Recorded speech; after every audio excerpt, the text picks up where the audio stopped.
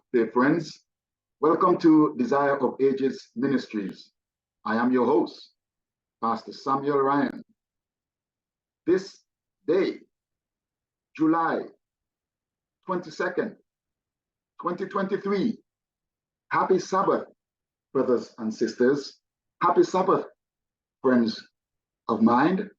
So I would ask of you, get a Bible, get a writing instrument, get a notepad as we look together today in God's holy word. The storm wind blows. The storm wind blows. And we're looking at Luke chapter 8, verses 22 to verse 25. The storm wind blows. But just now, brothers and sisters, friends of mine, before we do so, would you join me in a word of prayer to our God, our soon coming King, Jesus the Christ, under the power and guidance of the Holy Spirit? Most kind and ever loving Father, this day, July 22nd, 2023, the Sabbath you have set aside for worship and praise, it commenced on Preparation Day, commonly called Friday at sunset, and it continues to today. And we, your people, have come into our homes, synagogues, churches, under a tree, by a river, in our homes, wherever we may be, to give you praise, glory, honor, and thanks on this marvelous, wonderful Sabbath day. Let your doctrine, O God, drop as rain upon us, Deuteronomy 32 and verse 2, and your word be in my mouth as fire, Jeremiah 5 and verse 14. Guide us through this day. Fill us with your spirit, we ask, O God. Forgive us of our sins.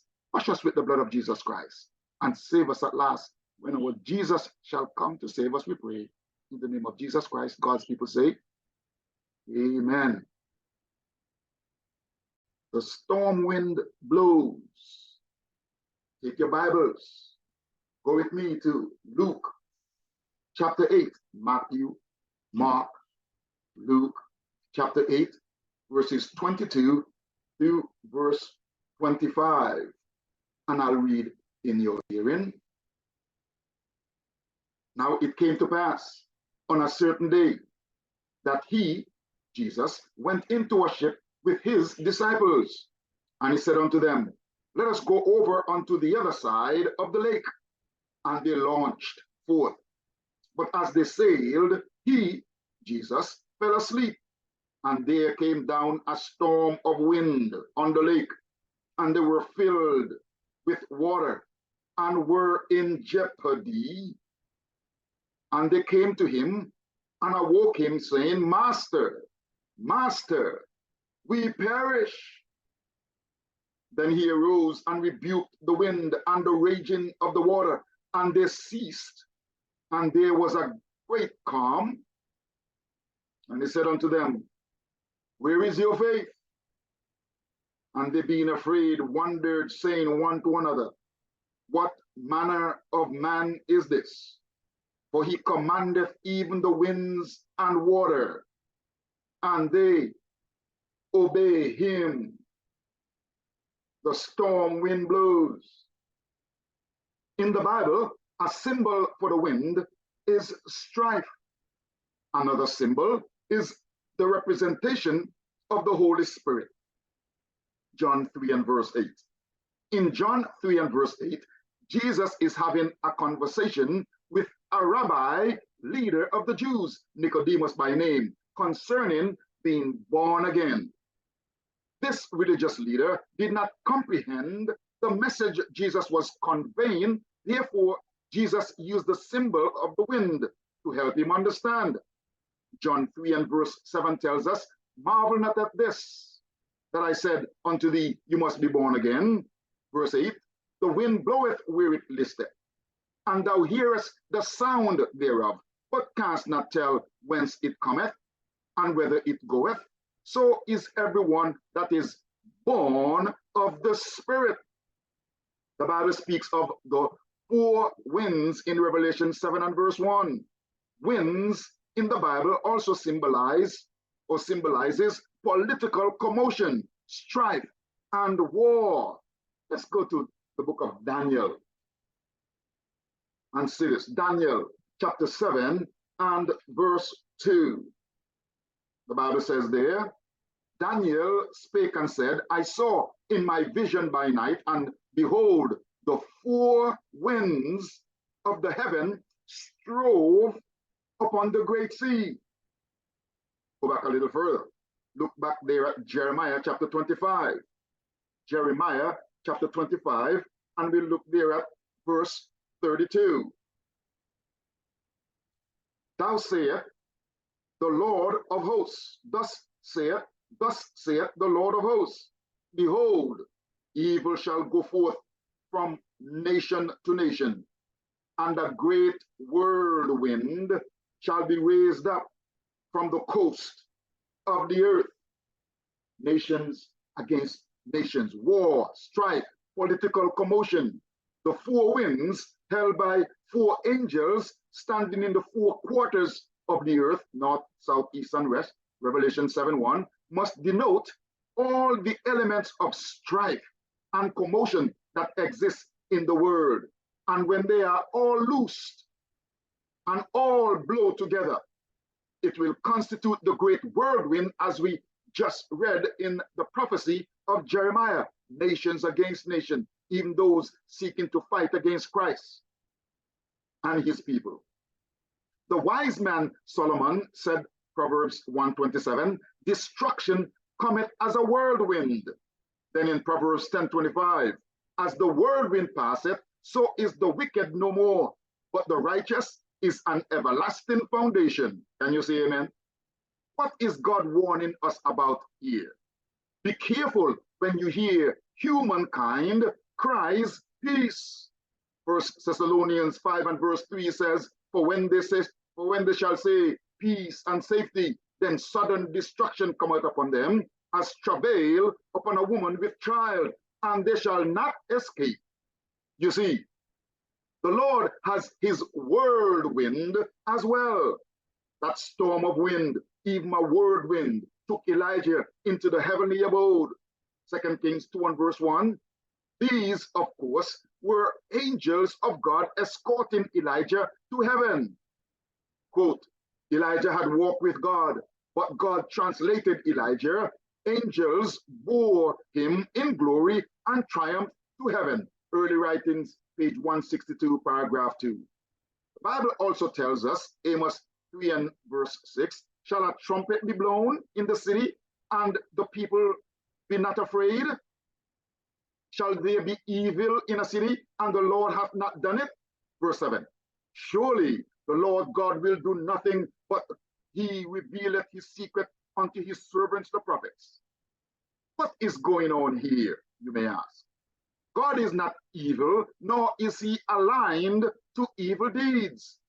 Nahum 1 and verse 3 says, the Lord is slow to anger and great in power, and will not at all acquit the wicked. The Lord hath his way in the whirlwind and in the storm, and the clouds are the dust of his feet. Then in Psalm 77 and verse 13, thy way, O God, is in the sanctuary. Who is so great a God as our God? And verse 19 of the same chapter, Psalm 77, thy way is in the sea, and thy path is the great waters, and thy footsteps are not known. All these definitions, the storm wind blows, the storm wind blows. The present time is of overwhelming interest to all living, rulers and statesmen, men who occupy positions of trust and authority, thinking men and women of all classes have their attention fixed upon the events taking place about us. They are watching the strained, restless relations that exist among the nations. Is that not what Jeremiah tells us? They observe the intensity that is taking possession of every earthly element, and they recognize that something great and decisive is about to take place, that the world is on the verge of a stupendous crisis. What the Bible says, the prophet says. Angels are now restraining the winds of strife, Revelation 7 verse 1, that they may not blow until the world shall be warned of its coming doom. But a storm is gathering, ready to burst upon the earth. And when God shall bid his angels loose the winds, there will be such a scene of strife as no pen can picture. The Bible, and the Bible only, gives a correct view of these things. Don't look to ecumenical ideologies and climate change errors. No, there is climate change. It happened right after sin, when Adam saw the first leaf fell from that tree. But the divisive scientific ideologies, so-called, of men, we don't need to follow. The Bible, and the Bible only, gives a correct view of these things. Here are revealed the great final scenes of the history of our world. Events that already are casting their shadows before, the sound of their approach causing the earth to tremble and men's heart to fail them for fear. Education, page 179, paragraph 5 to 7, Ellen G. White. All around the world today, storm winds blowing contrary to the purposes of God has many bewildered, frightened, living in fear. The converted Christian in this whirlwind of destruction must rely completely on the promises of God to withstand the onslaught. And at the same time, making sure we're doing aggressive, effective evangelism, letting others know, our families, our neighbors, our friends, our co-workers, of a coming storm. The storm wind blows. The Bible says, 2 Timothy 1 and verse 7, for God hath not given us the spirit of fear, but of power and of love and of a sound mind. We don't need to be afraid. There on the Sea of Galilee, Mark 4 verse 37, arose a great storm of wind, and the waves beat into the ship, so that it was now full. Jesus had just finished an evangelistic effort, and now being very tired, took repose, a rest, a season of slumber, of sleep, with a pillow in the hinder part of the ship. Mark 4:38. The Bible tells us that the ship started taking on water. This storm of wind on the lake placed the disciples and the sleeping Jesus in jeopardy. Luke 8:23 tells us that. This was no ordinary storm. It was not just tempestuous winds, with black thunderclouds and furious gusts of flooding rain, with storm winds throwing everything topsy-turvy. This was no ordinary storm. Listen to me. The Savior of the world was on board.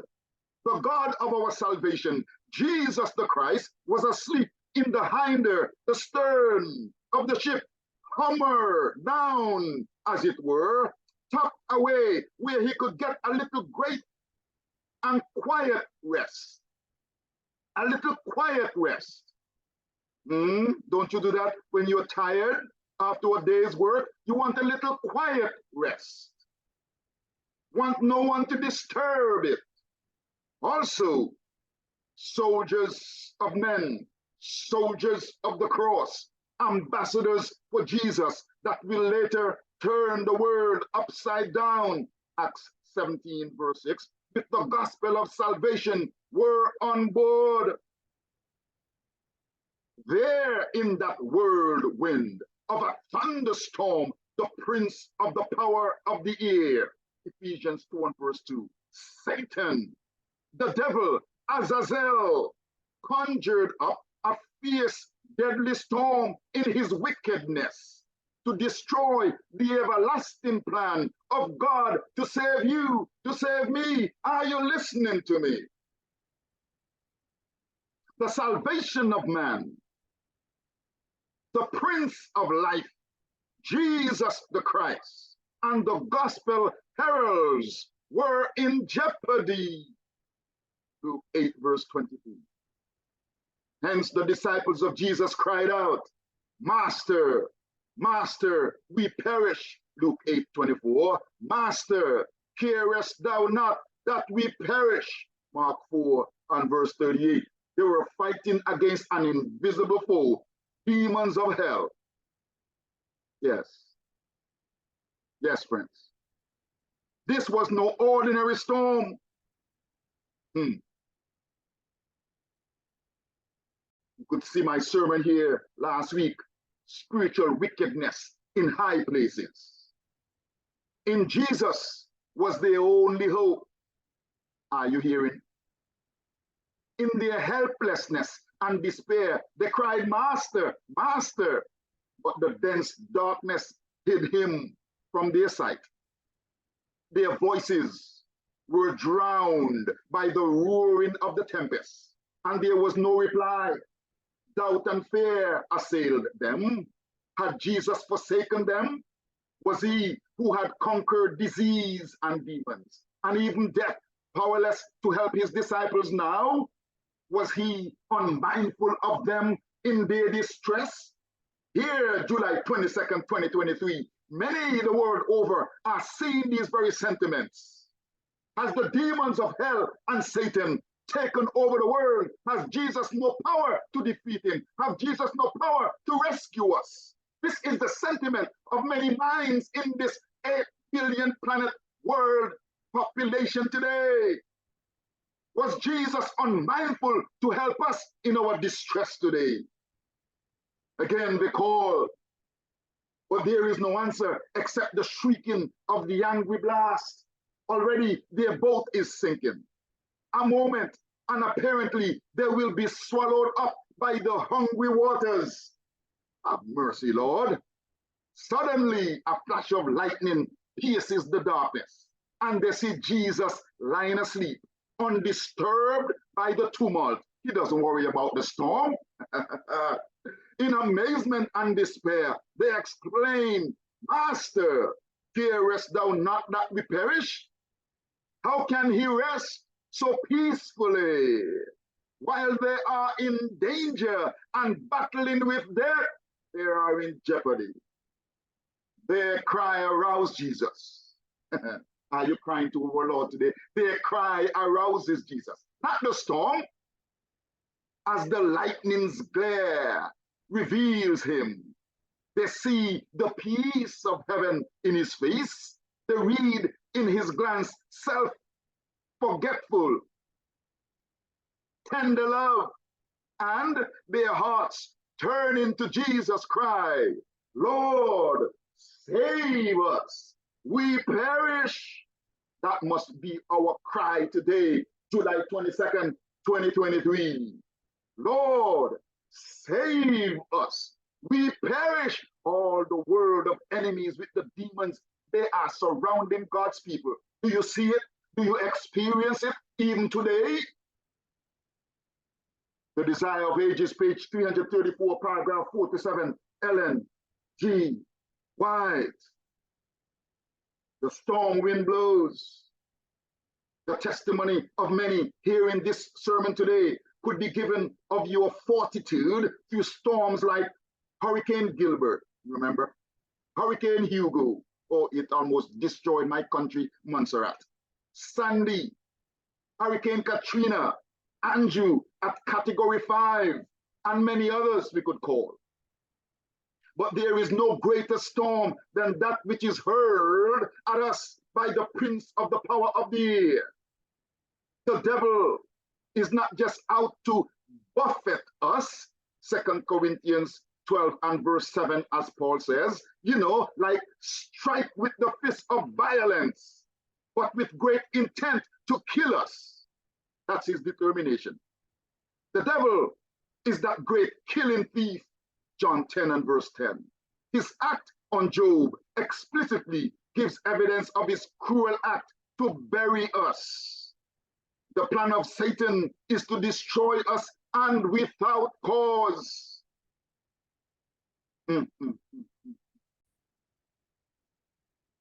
Hence, Jesus must step in. Are you listening, friends of mine?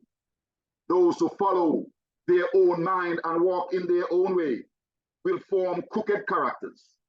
Vain doctrines and subtle sentiments will be introduced with plausible presentations to deceive, if possible, the very elect. Are church members building upon the rock? The storm is coming. The storm that will try every man's faith of what sort it is. Believers must now be firmly rooted in Jesus Christ, or else they will be led astray by some phase of error. Let your faith be sustained by the word of God. Amen. Grasp firmly the living testimony of truth. Have faith in Christ as a personal Savior. He has been and ever will be our rock of ages. That's 1 Corinthians 10 and verse 4.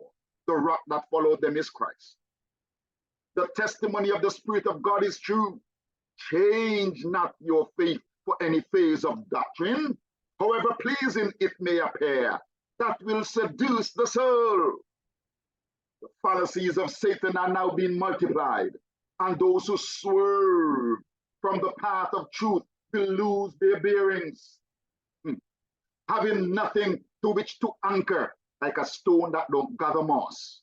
They will drift from one delusion to another, blown about by the winds of strange doctrines. Satan has come down with great power because he knows he has a short time. Revelation 12 and verse 12. Review and Herald Articles, August 31, 1905, paragraph 8, paragraph 9, Ellen G. White. But our hope rests in God. Yes. Those disciples on that lake, they had no hope at that time. They forgot their hope was asleep in the hinder part of the ship. Our hope rests in Christ. They should have remembered. Our hope today rests in Jesus, the conquering King, the Rose of Sharon, the Lion of the tribe of Judah, Jesus the Christ. Come on, Jesus. Our hopes rest in God. Our flesh bodies may not withstand the onslaught of Satan. Yes. These flesh bodies may not withstand his onslaught. His vicious strike may cause us to succumb, and the breath of life be returned to God who gave it. But like Job, we can declare, Job 19:26. And though after my skin worms destroy this body, yet in my flesh shall I see God. Hallelujah. The storm wind blows. The sermon on last week's Sabbath spoke of spiritual wickedness in high places, showing that we have an invisible enemy of whom God calls us to put on the whole armor of the righteousness of Jesus in order to fight. Yes, the battle is the Lord, but we must fight on the side of Jesus, of course. That enemy, the devil, with 1/3 of the angels of God, now legions of wicked demons, roam the earth seeking whom to devour. 1 Peter 5 and verse 8. They possess the souls of humankind, using many the world over to corner in and with devilish intent seek to destroy the saints of God. We read in Genesis 13 verse 13, but the men of Sodom were wicked and sinners before the Lord exceedingly. What did they do? The Bible says they compassed, Genesis 19:4. They surrounded the house of just, righteous Lot, whom the Bible says was 2 Peter 2 and verse 7, vexed, upset, disturbed with the filthy conversation of the wicked. The saints of God today need to become tired of being oppressed, sore distressed, afflicted, to become exhausted by the wickedness and sin of the world and develop better, aggressive, effective evangelism, finish the work of the gospel as did the disciples in their world, so that Jesus may come. Matthew 24 verse 14 says, and this gospel of the kingdom shall be preached in all the world for a witness unto all nations, and then shall the end come. This is not the time to cower away in fear. The human tired Jesus can rest in sleep even when storm winds blow, because he has power in his words to stand and say, peace be still, and the wind will cease, and there will be a great calm. Mark 4:39. Today we have a God that Psalm 121 and verse 4, neither slumber nor sleep. Yes. But we flesh beings cannot afford to slumber and sleep on the walls of Zion, on the verge of our eternal salvation. How can we sleep? Romans 13:11 says, and that knowing the time, that now it is high time to awake out of sleep, for now is our salvation nearer than when we believe. Verse 12, the night is far spent, the day is at hand. Let us therefore cast off the works of darkness, of sin, and let us put on the armor of light, the righteousness of Jesus Christ. Jeremiah 8 and verse 20 continues to say, the harvest is past, the summer is ended, and we are not saved. The darkest hour of earth history is right upon us, and we cannot afford to be found sleeping. No. Wake up.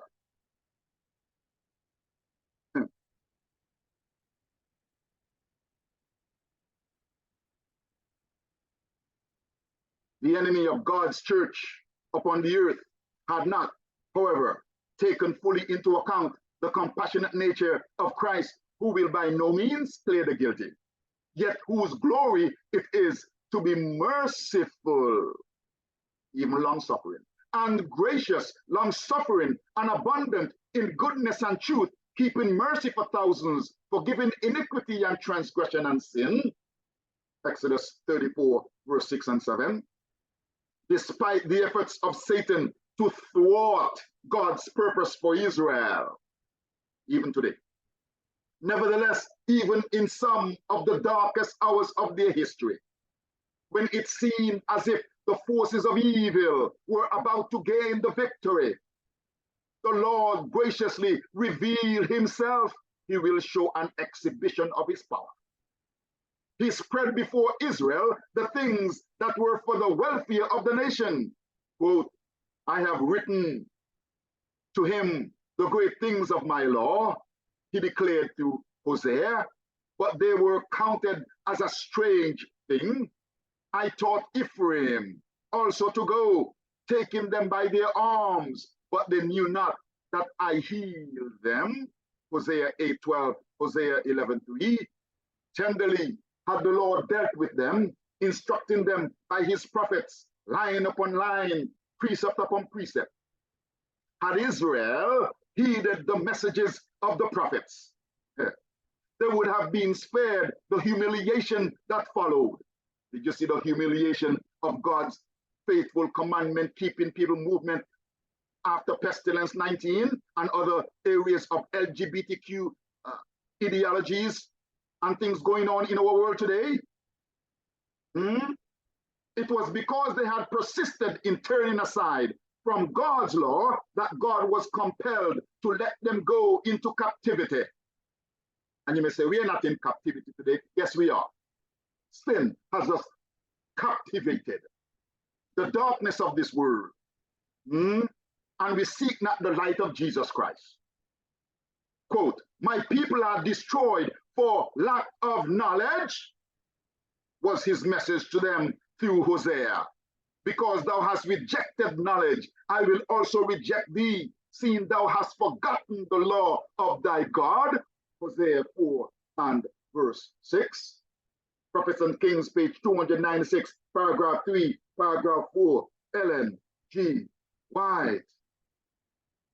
Why does these things happen to the people of God? Israel in the past, Israel today. Apostasy and unbelief.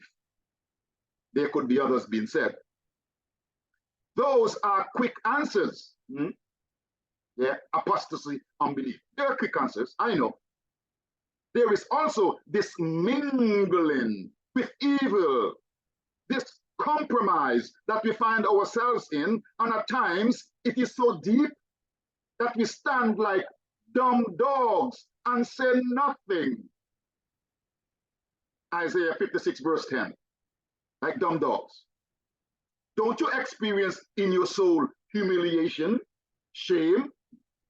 I did, still do.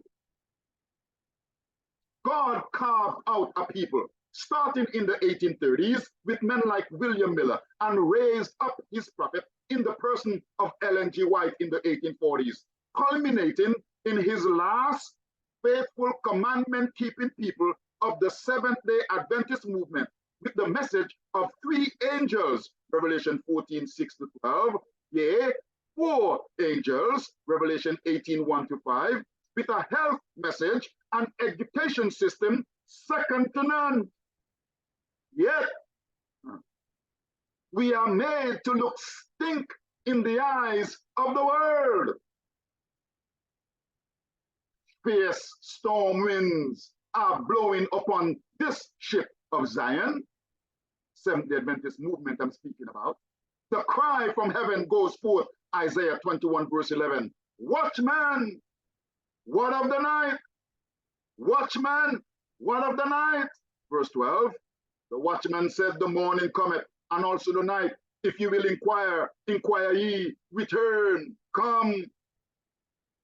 God calls us to watch for souls, as we will have to give an account. Hebrews 13, 17. We are not privy to all that goes on in the council of men. At times, God allowed their dark speeches to be leaked out so that we are not left in darkness. On the side of Jesus, we have nothing to worry ourselves about, but to finish the work God has given us to do. Jesus said, John 9:4, I must work the works of him that sent me while it is day. The night cometh when no man can work. This must be our motto.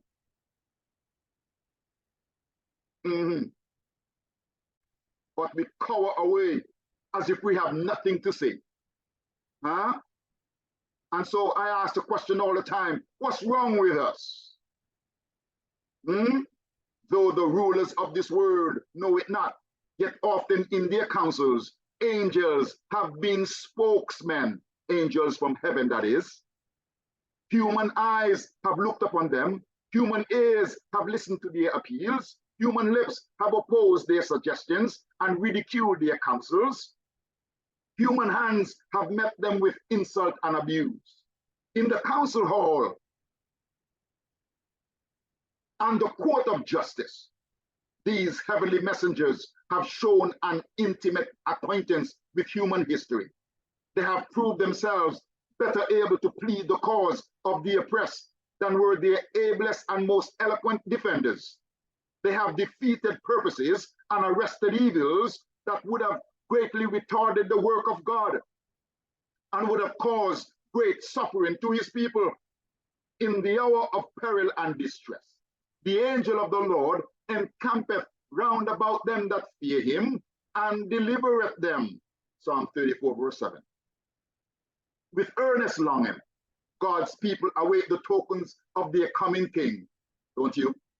As the watchmen were accosted, what of the night? The answer is given unfalteringly, the morning cometh and also the night. Isaiah 21 verse 11 verse 12.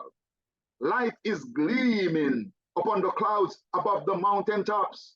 Soon there will be a revealing of the glory of God. The Son of Righteousness, Jesus, is about to shine forth. The morning and the night are both at hand. The opening of endless day to the righteous, the settling down of eternal night to the wicked. Which side are you on?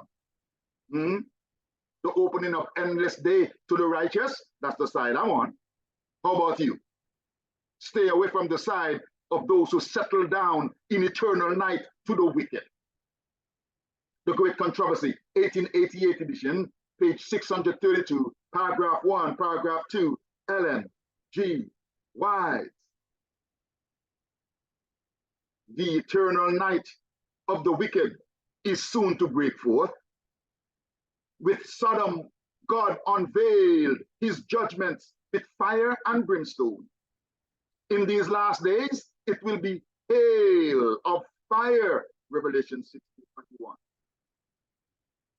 The attack on the faithful marriage institution of God has already passed June 2015.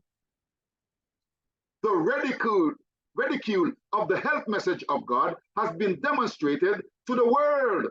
Pestilence 19, ridicule. The final act in the drama, the institution of a spurious Sabbath, Sunday, is soon to be enacted.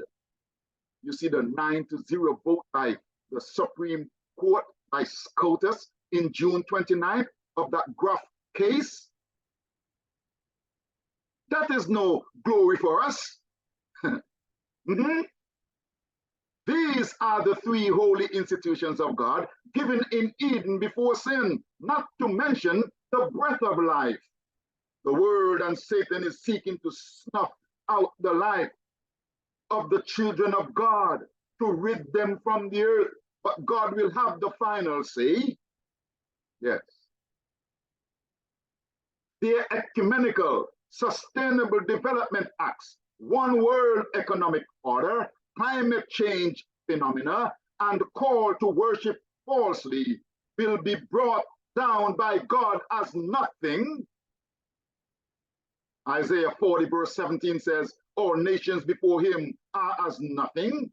Isaiah 41:11, behold, all they that were incensed against thee shall be ashamed and confounded. They shall be as nothing, and they that strive with thee shall perish. Daniel 4:35. And all the inhabitants of the earth are reputed as nothing, and he doeth according to his will in the army of heaven and among the inhabitants of the earth, and none can stay his hand or say unto him, what doest thou? Hey, hey, what doest thou, thou wicked? Our mingling with apostates, governmental movements opposed to the will of God, being blindsided by false issues we are led to believe by church leaders will aid us well, and putting off for many centuries the second coming of Jesus will all lead to our destruction. Wake up, the storm wind blows.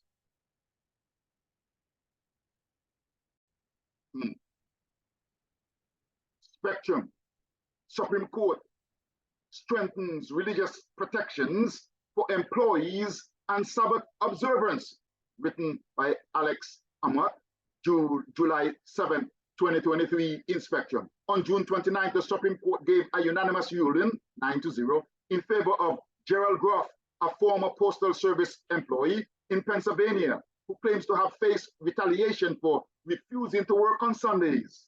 Groff versus DeJoy has been heralded as a victory for religious freedom, as it strikes down elements of a previous case used by employers to justify denying accommodations to religious employees. That was in 1977.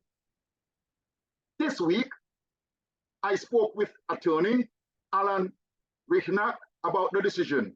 It's a home run, he said. Not for us, not for Seventh-day Adventists. No, friends. Read between the lines. Revelation 13 must come to pass. Keep watching. Spectrum again. Hiram Edson, The Man and the Myth, July 9, 2023. Brian E. Strayer. Many Adventists have certain preconceptions concerning Hiram Edson, that he was a simple farmer, that he had a vision in a cornfield, that he wrote articles about the heavenly sanctuary, and that he died a highly revered pioneer. The reality is more complex. Beginning in 1843, 1844, this charismatic sheep farmer began having celestial encounters similar to those that Joseph Smith, who lived in Palmyra, 4 miles away, had experienced a few years earlier with the angel Moroni. There's no angel Moroni, who brought the golden plates from which Smith wrote the Book of Mormon in 1830. You see what they're aligning this with? This killed the whole message of the sanctuary, friends of mine, because many believe there is no sanctuary in heaven. Edson called his encounters presentments, supernatural sound and light shows that presented to his mind vivid images of events he anticipated would soon come to pass. No, the Bible, the Spirit of God, revealed to us, watch this. On another occasion, similar to Joseph Smith's encounter with the angel Moroni, Edson saw a shadowy form in human shape. He then heard what he took to be an angel's voice telling him to talk with his neighbor about his eternal salvation, which he did. You see what's going on here, friends?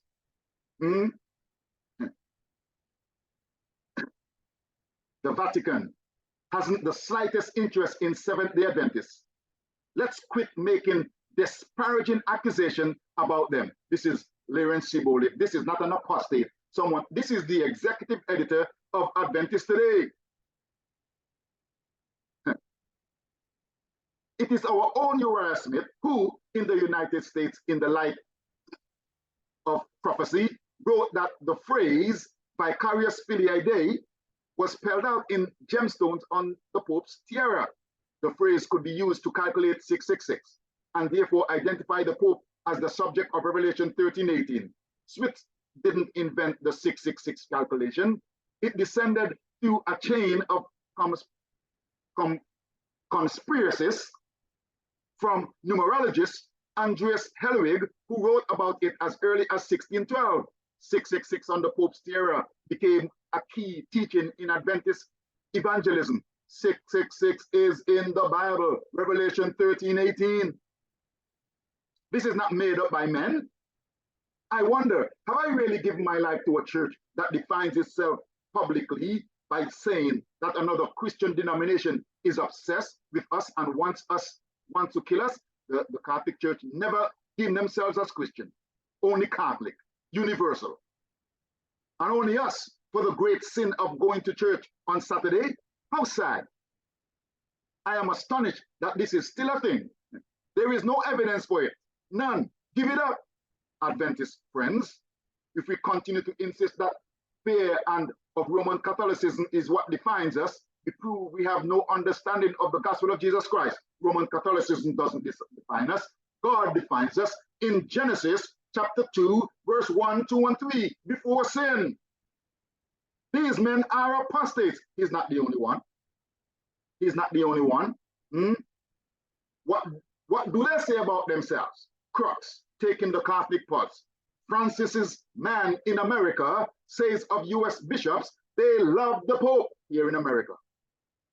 By John Levenberg, July 18, 2023, Astoria, Queens, on a rainy Sunday, a week after French Archbishop Christophe Pierre, the Pope's ambassador to the United States, was named a cardinal by Pope Francis. He found himself doing what he said he holds most important, sharing the life of the Catholic faith where they are.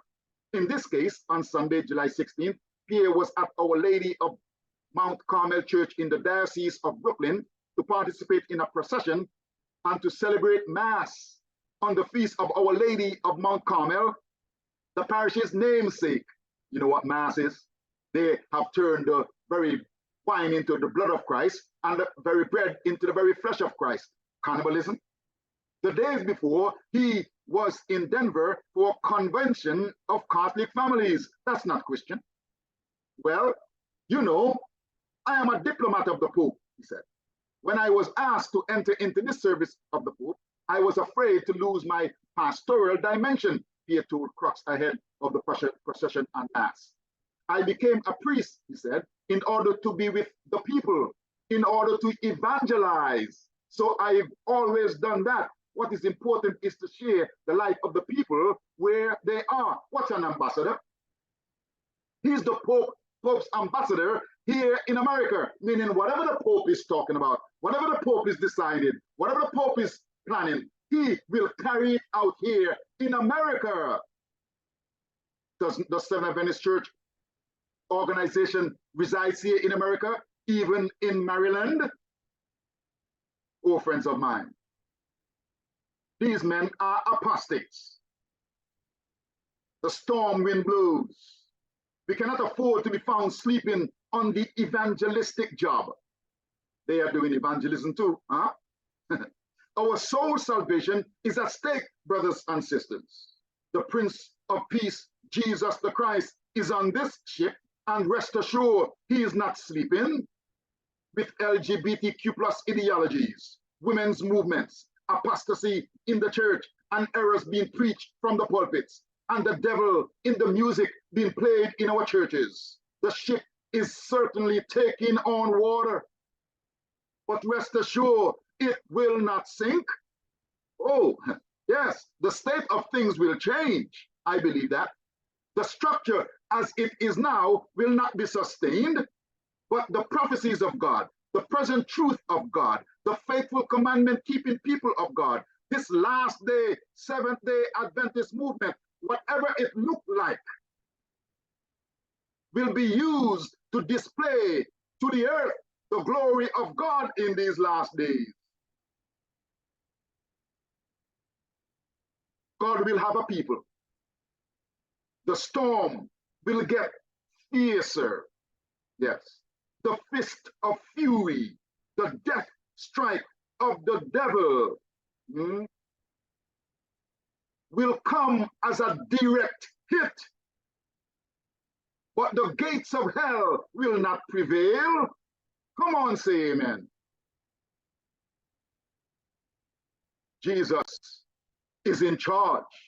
He's on the ship. And the ship doesn't mean the church structure as general conference and other conferences around the world. No, no, no, no. The ship is God's people who continue to advocate truth, believe truth, live truth, proclaim truth, advocate truth, wherever they may go. Present truth, that is. A storm is coming, relentless in its fury. Are we prepared to meet it? Are you prepared? Am I prepared? We need not say the perils of the last days are soon to come upon us. Already they have come. We need now the sword of the Lord to cut to the very soul and marrow of fleshly lusts, appetites, and passions.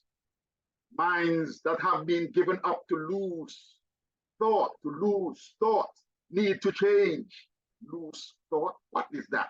Doctrines of devils that just move you contrary to the plans of God. Loose thought. Girding up the loins of your mind, be sober and set your hope perfectly on the grace that is to be brought unto you at the revelation of Jesus Christ. As children of obedience, not fashioning yourselves according to your own former lust in the time of your ignorance, but like as he who called you is holy, be ye yourselves also holy in all manner of living. Because it is written, ye shall be holy, for I am holy. 1 Peter 1, verse 13 to 16, the American Revised Version. The thoughts must be centered upon God. Now is the time to put forth earnest effort to overcome the natural tendencies of the carnal heart. Our efforts, our self-denial, our perseverance must be proportionate to the infinite value of the object of which we are in pursuit. Only by overcoming as Christ overcame shall we win the crown of life. Testimonies for the Church, Volume 8, page 315, paragraph 2 through 5, Ellen G. White. The wind of strife will blow contrary to the purposes of God. It would seem as if we are toiling, rowing, and getting nowhere, but keep up the work of the service of God anyhow, the hand of death from Satan will hit hard, and great fear will come upon the world. Nay, the people of God, but Jesus said, be of good cheer. I am in the ship. Be not afraid. Peace, be still. And the wind ceased, and there was a great calm. The storm wind blows, but there is coming a great calm. The days ahead will be rapid ones and filled with alarm. Troublous times are ahead of us. Disasters and destruction will come, and many deaths will be the result, but God is still in charge. Do not despair, no matter what happens. Hold on to the unchanging hand of Jesus Christ. Nail scarred they may be, but they are good, powerful hands. We can trust God, brothers and sisters, friends of mine. We can trust God. Just as all hope is leaving them, there comes to them the thought that Jesus is on board. Yes. One of them, touching Jesus, says in accents of despair, Master, save, or we perish. Matthew 8:25 through 8:24. That cry reaches Christ's heart. The thunder of the elements could not wake him, but one alarmed touch from his disciples, one agonized cry, and he was instantly upon his feet. He arose and rebuked the wind, and as one having authority over the boisterous elements, said to the sea, Peace, be still. Mark 4:39. He had slept as an exhausted man. He awoke as a commander, as one to be obeyed. He showed no signs of alarm, but spoke as one equal with the Father, and the winds and the waves obeyed his voice. He was master of the situation. As he spoke the words, Peace, be still, the sea became perfectly calm. Nature recognized the voice of her Lord and Master and obeyed. Letters on Manuscripts, Volume 18, 1903, paragraph 16, paragraph 17, Ellen G. White. See another thing in the Bible. Let's go there to Revelation chapter 17. Revelation chapter 17. Revelation chapter 17, there in verse 15. And he saith unto me, the waters which thou sawest like seas, where the whore sitteth, are peoples and multitudes and nations and tongues. Even the people, not just the waves and the winds and storm, even the people who the Bible symbolizes as waters, multitudes of them. That God would put a calm in their heart so that the gospel can go forth and be proclaimed. That's why he's holding the winds. When that is finished, then the winds will be loose. And the wicked would seek to destroy God's people. But Jesus is on that ship. And he would say, Peace, be still. Look at what Revelation 16 says of them. Look at what Revelation 16 says of them. Revelation 16 and verse 21. And there fell upon men a great hail out of heaven, every storm about the weight of a talent, and men blasphemed God because of the plague of the hail, for the plague thereof was exceeding great. What did they do?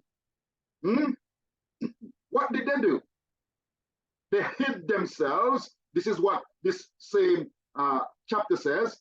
They hid themselves in caves and in dens from the face of God. Are you hearing this, brothers and sisters, friends of mine? They hid from God.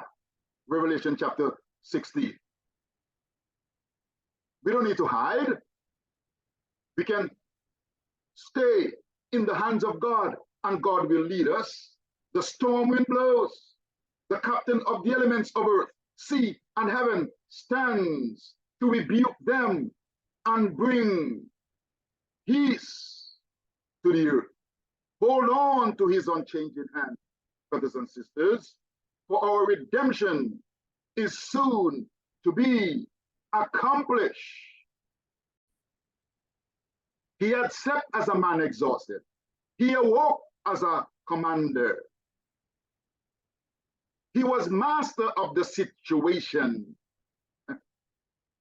Jesus is master of the situation today. Hold on to him, brothers and sisters. Soon our redemption will be accomplished. Jesus is the victor. Jesus has won. Don't you want to stay on the side of a winner? Oh, Father in heaven, we thank you for Jesus. We thank you for this Sabbath day, July 22nd, 2023. Bless this message as it go forth to YouTube, to Facebook. Let, oh dear Father, your name be glorified, your name be praised, your name be honored. Guide us this day, we pray. Forgive us of our sins and save us at last when Jesus shall come, we pray. In the name of Jesus Christ, God's people say, amen. The Lord bless you and keep you. The Lord make his face to shine upon you and be gracious unto you. The Lord lift up his countenance upon you and give you peace. Until we meet again on this Desire of Ages channel. Maranatha.